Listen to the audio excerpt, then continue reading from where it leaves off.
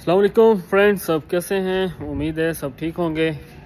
तो फाइनली 9001 का एग्ज़ाम हो गया है, तो मैंने सोचा भाइयों से शेयर कर दूं किस तरह का एग्ज़ाम था और उसमें क्या कुछ था। सबसे पहले तो आप कोई भी इंस्टीट्यूट आप तलाश करते हो जिनके थ्रू आप जाना चाहते हो, तो आप उनको देख सकते हो। CQI की इरका की वेबसाइट पे जाके आप सर्च कर सकते हो कि क्या वहाँ से वो रजिस्टर्ड हैं या नहीं है। उससे ये आपको कंफर्म हो जाएगा कि आपके साथ कोई भी इंस्टीट्यूट फ्रॉड नहीं करने जा रहा, तो इसकी कंफर्मेशन आपको मिल जाती है। तो कुछ ये होता कि कुछ जो वहाँ से CQI इरका से जो रजिस्टर्ड हैं, तो उन्होंने आगे भी राइट्स दिए होते हैं, तो वो भी आप चेक कर सकते हो कि क्या उन्होंने वाकई राइट्स दिए हुए हैं या नहीं दिए हुए हैं। अब आ जाते हैं एग्ज़ाम पे। अब जब आप क्लासेस वगैरह लेना शुरू करते हो, मैंने क्लासेस ली, 6 दिन की क्लासेस थी 9001 की क्वालिटी मैनेजमेंट सिस्टम की। तो सारे, लेकिन मैं ये बता देता हूँ कि 45,001 हो गया और 14,001 हो गया, ये सारा इनका सेम ही एग्ज़ाम रहेगा। बस ये होगा कि वो इन्वायरमेंट का हो, सब है तो लीड ऑडिटर के हैं ना, सारे क्वेश्चन तो उसी टाइप के रहेंगे कि इन्वायरमेंट का क्या होगा, ऑडिट सिस्टम क्या होगा, और दूसरा 45,000 का कैसा होगा ऑक्यूपेशनल हेल्थ एंड सेफ्टी का, और 9001 का कैसे होगा, ठीक है, क्वालिटी मैनेजमेंट सिस्टम का। तो इसका तरीकाकार सारा सेम है CQI इरका पे। और इरका जो है वो UK का है, जो जिन्होंने ISO से डायरेक्ट ही इन्होंने राइट्स लिए हुए हैं, बल्कि ISO से IAF ने लिए हुए हैं, फिर आगे से इन्होंने लिए हुए हैं राइट्स। तो ये घूमता चला जा रहा है, काफ़ी सारा लंबा प्रोसेस है, इसको समझने के लिए भी टाइम चाहिए। तो खैर, लेकिन वो ऑथेंटिक है। लेकिन मार्केट में जो इरका का नाम है CQI का, तो बाकियों के कंपेयर उनका ज़्यादा नाम मार्केट में। अभी सऊदी में जैसे जितनी भी थर्ड पार्टी हैं, जैसे कि TV नॉड है, TV लीड्स है, स्टैंडर्ड अरेबिया है, या और कुछ ऐसी थर्ड पार्टी हैं जिन्होंने किसी के पास 9001 के राइट्स हैं, किसी के पास 14,001 के हैं, किसी के पास 45,001 के राइट्स हैं, किसी के पास 27,000। वैसे तो बहुत सारे इस तरह के शॉर्ट कोर्सेज हैं, मेरे ख्याल में 10 से 12 नॉर्मली ऐसे हैं जो सऊदी में जो किसी के पास कौन सा है, किसी के पास कौन सा है।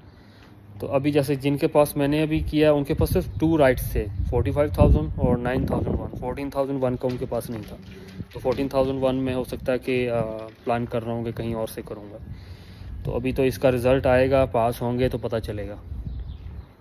अब सीन क्या हुआ है, तो जनाब आप ग्रुप में ऐड हो गए, ठीक है, क्लासेस हो गई हैं। ग्रुप में आपको ये लोग बताते चले जाएंगे, कुछ लिंक भी भेजेंगे कि किस तरह के इनका प्रोसेस होगा।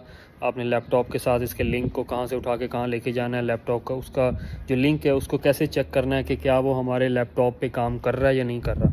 अगर कोई पुराना थका आ रहा लैपटॉप है तो हो सकता है उस पर काम ना करे, तो ये चीज़ भी चेक करनी ज़रूरी है, पहले ही आपने चेक कर लेना है। जब CQI इरका की जब रजिस्ट्रेशन हो जाएगी ना, तो फ़ौरन ही उसका 2 लिंक आते हैं CQI इरका का। एक होगा जनाब आपको सिर्फ वो ट्रेनिंग वगैरह का होगा, आप वहाँ पे जाके थोड़ा ट्रेनिंग कर सकते हो, सारा सिस्टम उसको बोलते हैं। तो थोड़ा आप जो उनका सिस्टम होगा ना ट्रेनिंग का, तो वही सेम, वही सारा सेम पैसेज टाइप ही होगा जो एग्ज़ाम में आएगा ना, सेम ही उनका प्रोसीजर होगा। जब आप एग्ज़ाम के लिंक पे नहीं जाना होता, लेकिन जब आप तैयार हो जाते हो एग्ज़ाम के लिंक पे तब जाते हो। लेकिन आप ये देख सकते हो कि क्या वो लिंक मेरे सिस्टम में वर्क करेगा या नहीं करेगा। जब आप उस पर क्लिक करोगे या वहाँ से आप उठा के क्रोम में लेके जाओगे, तो वहाँ पे पासवर्ड वगैरह डालोगे, क्लिक करोगे, तो वो बता देगा कि कौन सी चीज़ें, कैमरा इसका वर्क नहीं कर रहा, या ऑडियो इसका वर्क नहीं कर रहा, ठीक है, या माइक इसका वर्क नहीं कर रहा, या इसका दूसरा जो पॉपअप्स है, ब्लॉकर हैं, वो काम नहीं कर रहे। तो वो आपको ठीक करना है उसकी सेटिंग में जाके क्रोम में, और ये क्रोम में ही आपने कोशिश कीजिएगा कि क्रोम में ही यूज़ करो उस लिंक को। अब उसके एग्ज़ाम पे आ जाते हैं। अब एग्ज़ाम का क्या था कि 2 घंटा 15 मिनट का एग्ज़ाम है, ठीक है। जैसे ही वो सारा क्लियर करते हो, आप क्लिक करते हो, जैसे ही क्लिक करोगे सबसे पहले तो वो आपका जो नेशनल ID होगा वो मांगता है। वो आपको ऐसे कैमरे के सामने करना है, वो ऑटोमेटिकली वहाँ पे जब बिल्कुल सही आ रहा है आप ओके खुद से कर सकते हो, तो वो पकड़ लेगा। अगर उसने ओके हो गया तो पकड़ लेगा, नहीं तो वो नहीं पकड़ेगा, फिर दोबारा करना पड़ेगा। और दूसरा आपकी वो फ़ोटो लेगा, ऐसे गोल सा आ जाएगा आगे से इंडिकेशन, तो वहाँ पे आप अपना जो पूरा फेस है लेके जाओगे तो वो पकड़ लेगा। वहाँ पे आप खुद भी क्लिक करोगे तो वो एडजस्ट हो जाएगा, ओके हो जाएगा। उसके बाद आप एग्ज़ाम पे जाके आप स्टार्ट कर सकते हो। अब उसका लिखा हुआ है पूरा कंडीशंस वगैरह लिखी हुई हैं कि अगर कुछ सिस्टम का एरर हो गया या कोई मसला मसाइल हो गया तो आप उसकी स्क्रीनशॉट लोगे और एक आपको ग्रुप में ये लोग लिंक शेयर करेंगे। तो उस लिंक पे जब आप जाते हो तो वो आप कंप्लेन उनको कर सकते हो कि भाई मेरा सिस्टम हैक हो गया या कोई भी इशू हो गया, तो आप काइंडली नहीं हो पा रहा, नहीं ये चल पा रहा, तो इसका भी क्या करना, उसका रीज़न आपने लिख के भेज देना। तो सीकेवीर का उसको रिव्यू करके 2 से 4 दिन में वो आपको फिर से मेल कर देंगे एग्ज़ाम की कि दोबारा आप दे सकते हो। नहीं तो जैसे एग्ज़ाम शुरू हो गया, अगर विदाउट किसी रीज़न के आप वहाँ से गायब हो गए तो फिर प्रॉब्लम हो जाएगा। तो टाइम स्टार्ट हो जाता है।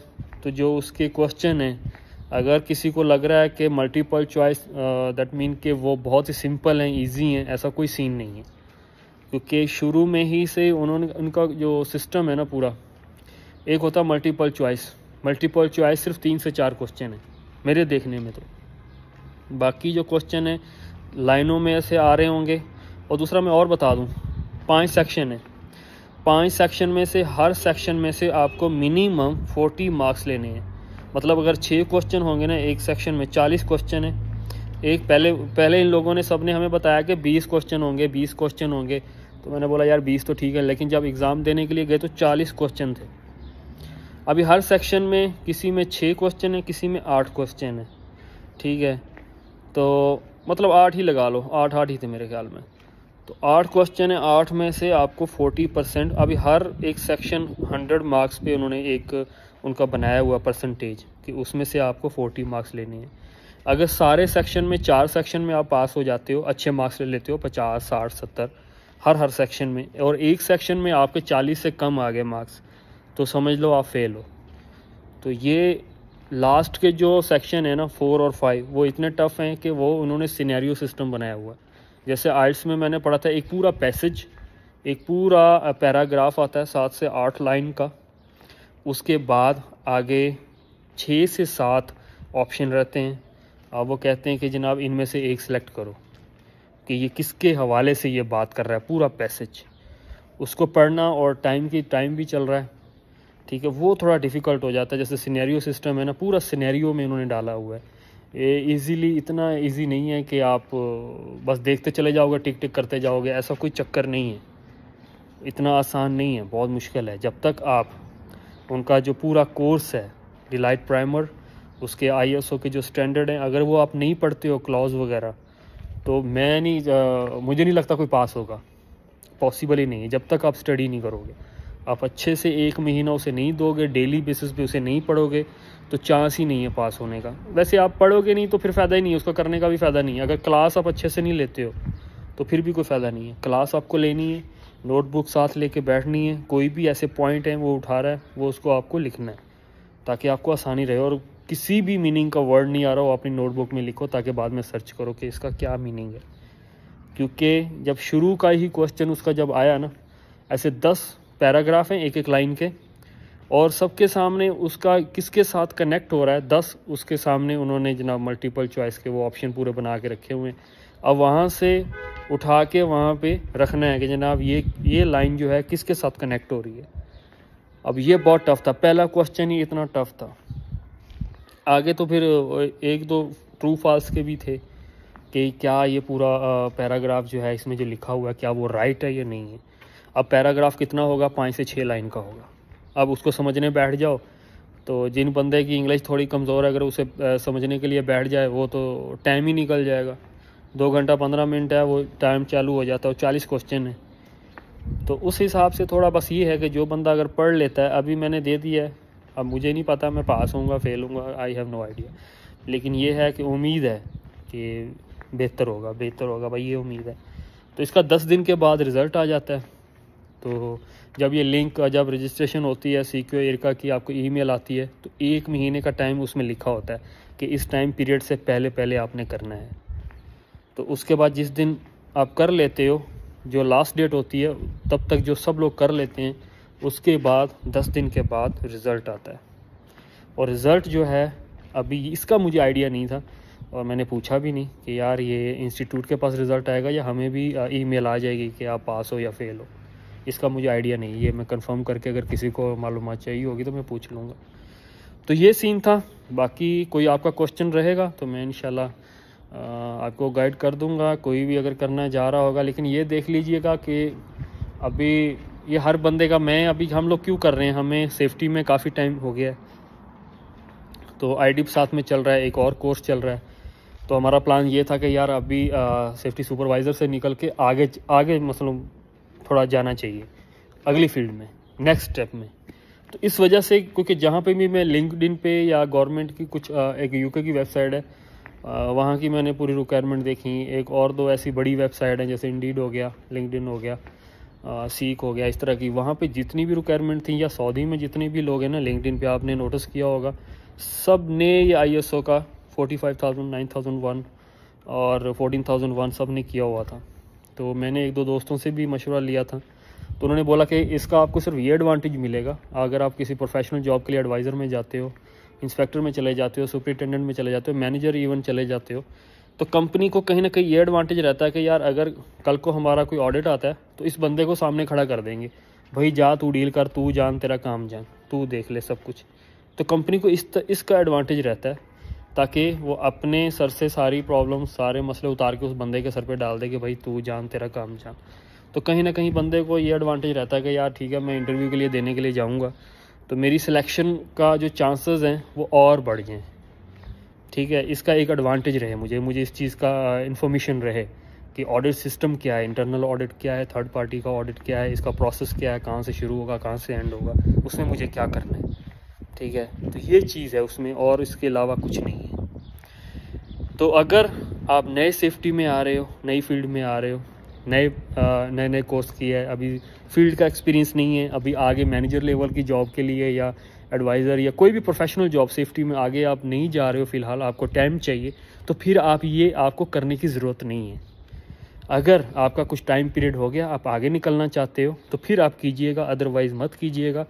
तो अदरवाइज़ आपको ये सेफ्टी ऑफिसर में, सुपरवाइज़र में इसका कोई बेनिफिट नहीं मिलने वाला, क्योंकि सेफ्टी सुपरवाइज़र या सेफ्टी ऑफिसर या बाकी एक दो ट्रेड लगा लो तो उसमें सिर्फ यही होता है कि यार साइट के इशू आप कंट्रोल करो। बाकी अगर आप एज ए रेंटल हो, रेंटल का क्या है, जब तक मैंने रेंटल में काम किया ना, तो मैंने कभी किसी चीज़ की टेंशन ही नहीं कभी ली थी। मुझे पता था इन्होंने हमें इन्होंने बोलना भाई ये एरिया अभी संभालो, कोई चेकलिस्ट है या कोई और इस तरह की रिपोर्ट है वो आप देख लो, कुछ भी आपको करना है या कोई चीज़ आप पकड़ते हो तो उसको रेक्टिफाई कर दो या बता दो। बाकी सारी डॉक्यूमेंटेशन कंपनी के जो ऑन एम्प्लॉय होते थे वही करते थे। अभी कंपनी में आए हैं तो बहुत सारी चीज़ें, बहुत सारी रिस्पॉन्सिबिलिटी बढ़ गई हैं, बहुत सारी चीज़ों को खुद देखना पड़ रहा है। तो इसी हवाले से मैं बार बार कहूँगा कि पहले आप देख लीजिएगा कि किसके लिए ये ज़रूरी है, वही कीजिएगा, वरना इतना पैसा लगाने की ज़रूरत नहीं है भाई। अच्छे खासे तगड़े पैसे लगते हैं, कोई फ़ायदा नहीं है। तो अभी मैं कितना मेरा लग गया, एक मतलब मिनिमम 1000 रियाल तो लग ही गया 9001 का। सबका सेम ही प्राइस है वैसे, 1000 रियाल लगता है सऊदी, चाहे पाकिस्तान में कर लो, चाहे इंडिया में कर लो। लेकिन अगर सऊदी में आप करते हो ना, तो सऊदी में बहुत ज़्यादा पैसे हैं। मैंने जहाँ से मैं आईडिप कर रहा हूँ, मैंने वहाँ से, मेरा प्लान वहाँ से करने का था, तो जब मैंने उनका वो प्राइस पूछी, प्राइस बहुत ज़्यादा थी। और वो रोबर का थाईलैंड से कोई था इंस्टीट्यूट, वहाँ से वो रजिस्टर्ड थे, तो मुझे उस पर कोई थोड़ा बिलीव भी नहीं आ रहा था, मतलब मुझे नहीं चाह रहा था, मेरा दिल नहीं मान रहा था कि मैं वहाँ से करूँ, तो मैंने वो नहीं किया। तो आप भी थोड़ा रिसर्च कीजिएगा कि कहाँ से बेटर है, तो फिर वहीं से आप कीजिएगा। तो बहुत शुक्रिया। कोई और सवाल होगा, बहरहाल इस वीडियो को शेयर कीजिएगा काइंडली, जो भी इस फील्ड में आना चाह रहे हैं, ताकि उनको थोड़ा आइडिया रहे, उनको चीज़ों का पता चले कि क्या है क्या नहीं है। तो लाइक कीजिएगा, वीडियो को शेयर कीजिएगा, अपने दोस्तों के साथ शेयर कीजिएगा, ग्रुप्स में शेयर कीजिएगा, ताकि और लोगों तक वीडियो पहुंचे, ताकि और गाइड बंदा कर सके। तो बाकी कोई क्वेश्चन होगा कमेंट्स कीजिएगा, और इंस्टाग्राम पे आकर भी आप मैसेज कर सकते हो, काशी व्लॉग के नाम से मेरा इंस्टाग्राम अकाउंट है। और जो बंदा करने का प्लान रखता है, जिसका एक्सपीरियंस है, जो आगे बढ़ना चाहता है, तो मेरे पास इसकी पूरा वो बुक वगैरह सब कुछ पड़ा है, तो मैं इंशाल्लाह वो भी शेयर कर दूंगा भाइयों के साथ। बहुत शुक्रिया, अपना ख्याल रखिएगा।